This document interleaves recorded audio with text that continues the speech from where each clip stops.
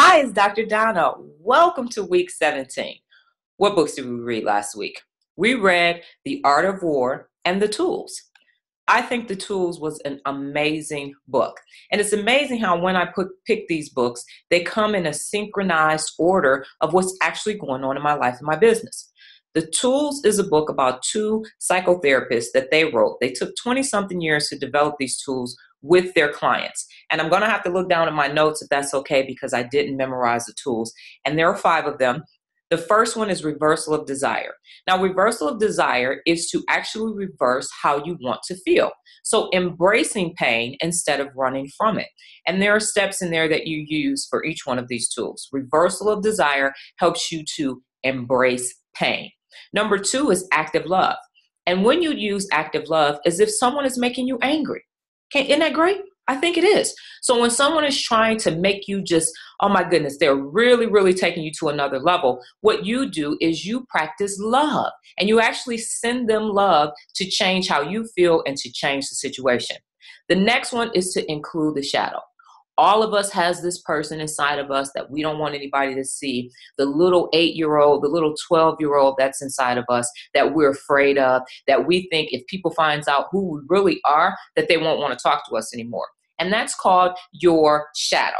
What you want to do is include your shadow in everything that you do. You really want to bring this inner child out, this person that makes you embarrassed, the person that when you were 12, you stuttered, or in my case, I couldn't read when I was in elementary school. You really want to embrace and love that person, because our nervousness comes out when we think that somebody's going to find out who we really are. But if we walk around and become who we really are, then it doesn't matter. So embrace and enhance that shadow. Include that shadow in everything that you're doing. The next one is grateful flow.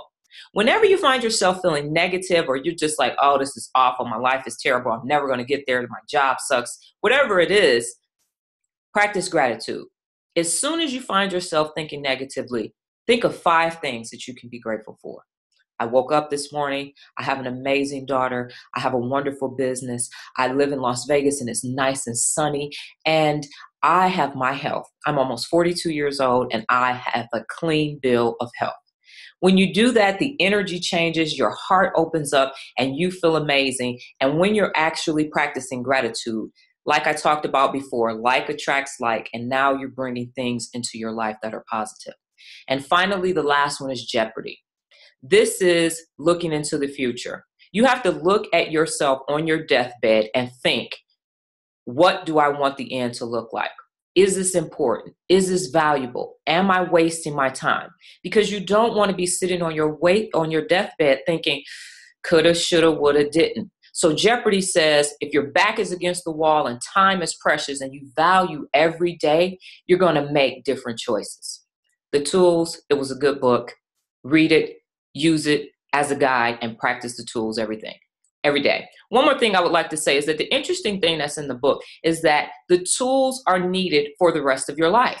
If you want to continue to grow and be successful, you got to use the tools. As soon as you stop using the tools, adversity strikes, bad things start happening, and then you think, oh my goodness, nothing is happening for me. But it's because you have to constantly use the tools, and you will have the life and the business that you desire. Next book, The Art of War, talks about a lot of strategies. I read the book at least once a year, and the strategies that stuck out for me most this time is number 1, attack by stratagem. Make sure that whenever you are doing anything that you have a strategy, because without a strategy, it's not going to work. Number 2, weak points versus strong points. In business, we have to look at the market. We have to determine by the sigmoid curves what are actually happening, what's trending, what's actually going to decline, what's growing. Because if you don't look at the weak points and the strong points, you're going to find yourself in a weak point and you won't be able to get out of it. And then finally, variations of tactics. Most of the time people experience success and they don't want to change anything because they're like, oh my goodness, what got me here? It's going to keep me here.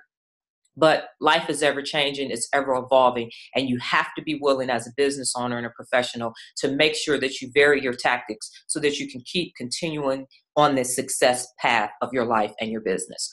Those are the books for last week. What are the books for this week? Number 1, we're going to talk about the magic power of emotional appeal.